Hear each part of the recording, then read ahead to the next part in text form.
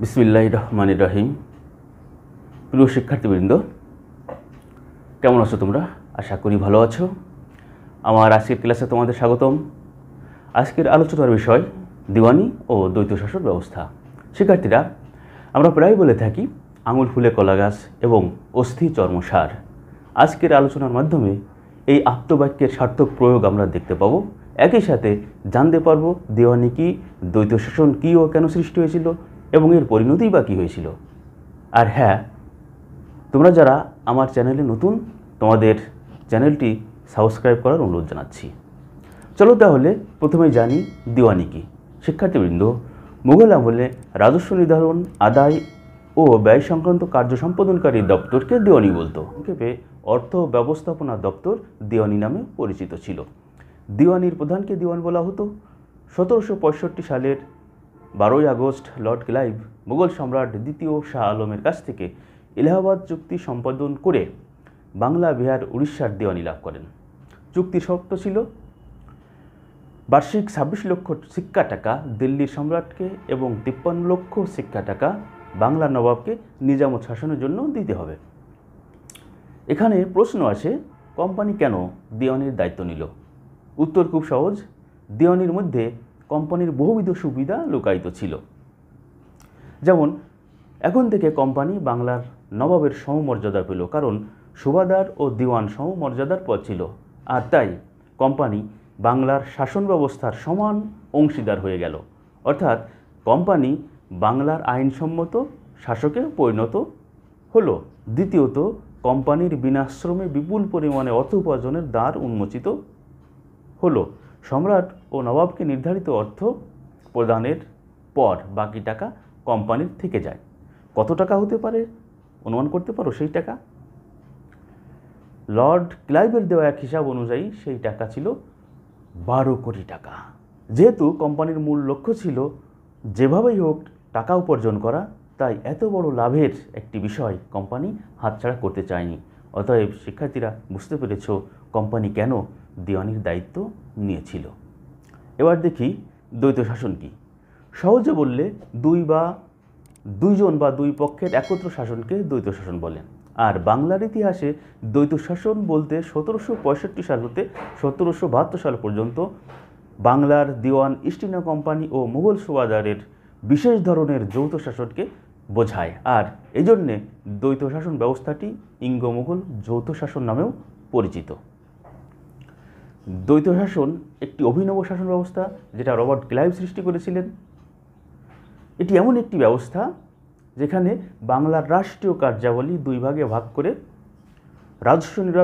রাজস্ব নির্ধারণ ও বন্টনের ক্ষমতা কোম্পানি ভোগ করত এবং প্রশাসন পরিচালনা, আইন শৃঙ্খলা রক্ষা করা, বিচার কার্য সম্পাদন করা, এই কার্যগুলির দায়িত্ব নবাব ভোগ করত। অর্থাৎ নবাব পেল ক্ষমতাহীন দায়িত্ব আর কোম্পানি পেল দায়িত্বহীন ক্ষমতা। এই বাক্যটি ব্যাখ্যা করলে এরকম দাঁড়ায় যে যেহেতু রাষ্ট্রের সকল কার্যাবলী নবাবের নামে সম্পাদিত হবে, অতএব সকল দায়ভার নবাবের।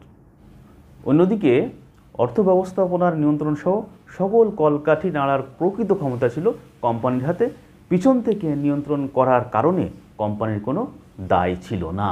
দ্বৈত শাসন ব্যবস্থাটি চালু করার পিছনে কোম্পানির উদ্দেশ্য কী ছিল? শিক্ষার্থীবৃন্দ, আমরা জানি ক্লাইভ ছিলেন ভীষণ চতুর একজন লোক। তিনি দিওয়ানি ব্যবস্থাটাকে কোম্পানির অর্থ বানানোর যন্ত্রে পরিণত করতে চেয়েছিলেন। তিনি চেয়েছিলেন জনগণ যাতে নবাবের উপর ক্ষেপে যায় এবং এই সুযোগে ঘোলা পানিতে মাছ শিকার করা সহজ হয়। ক্লাইভ তার এই উদ্দেশ্য সাধন করার জন্যে রেজা খান নামক এক ব্যক্তিকে বাংলার দিওয়ান এবং সিতাব রায় নামক একজন ব্যক্তিকে বিহারের দিওয়ান নিযুক্ত করে দেন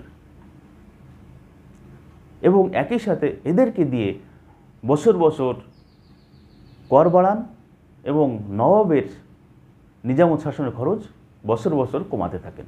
তাহলে তোমরা বুঝতে পেরেছ শিক্ষার্থীবৃন্দ, ক্ষমতাহীন দায়িত্ব এবং দায়িত্বহীন ক্ষমতা কাকে বলে। এবার দেখব দ্বৈত শাসনের পরিণতি কী হয়েছিল। এর পরিণতি ছিল ভয়াবহ। আমি প্রথমেই বলেছিলাম আঙুল ফুলে কলা গাছ আর অস্থি চর্মসার। ইস্ট ইন্ডিয়া কোম্পানি বাংলার অর্থ চুষে নিয়ে আঙুল ফুলে কলা গাছ হয়ে গিয়েছিল।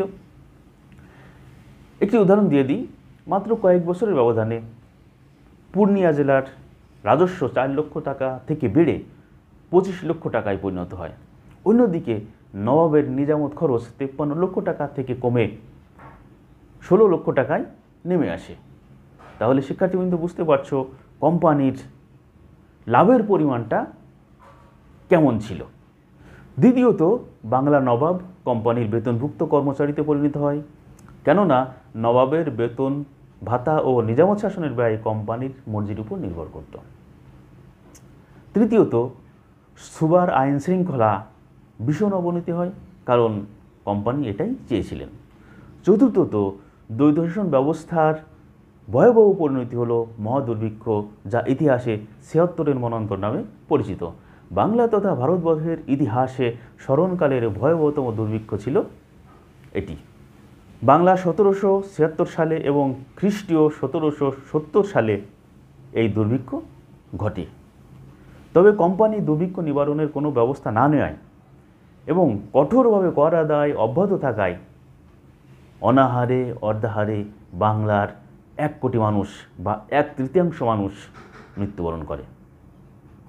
গভর্নর জেনারেল হেস্টিংস একথা স্বীকার করেছেন। তবে আধুনিক ঐতিহাসিকেরা মনে করেন এই সংখ্যা আরও বেশি ছিল, প্রায় অর্ধেক। তাহলে আমরা দেখতে পেলাম শিক্ষার্থীবৃন্দ, এইরকম অর্থ উপার্জনের মধ্য দিয়ে কোম্পানি একদিকে যেমন আঙুল ফুলে কলা গাছ হচ্ছে, অন্যদিকে বাংলার সাধারণ জনগণ অনাহারে অর্ধাহারে অস্থি চর্মসার কঙ্কালে পরিণত হচ্ছে। শুধু তাই নয়, বাংলার সমুদয় অর্থ পাচার হয়ে যেতে থাকলো ইংল্যান্ডে। এবং এইরকম একটা ভয়াবহ পরিণতিতে এসে ওয়ারেন হেস্টিংস বাংলার গভর্নর জেনারেল হন এবং তিনি বুঝতে পারেন অবস্থাটি ভয়াবহ। এই ব্যবস্থার নিরসনের জন্য তিনি 1772 খ্রিস্টাব্দে দ্বৈত শাসন ব্যবস্থা রহিত করে দেন। শিক্ষার্থীবৃন্দ, আশা করি তোমরা সম্পূর্ণ ভিডিওটি দেখেছো এবং আজকের আলোচনা বোঝার চেষ্টা করেছো। এবং যদি কোনো প্রশ্ন থাকে তোমরা কমেন্ট বক্সে প্রশ্ন করতে পারো, আমি তোমাদের উত্তর দেবো ইনশাআল্লাহ। আজ আর নয়, ভালো থেকো, ধন্যবাদ।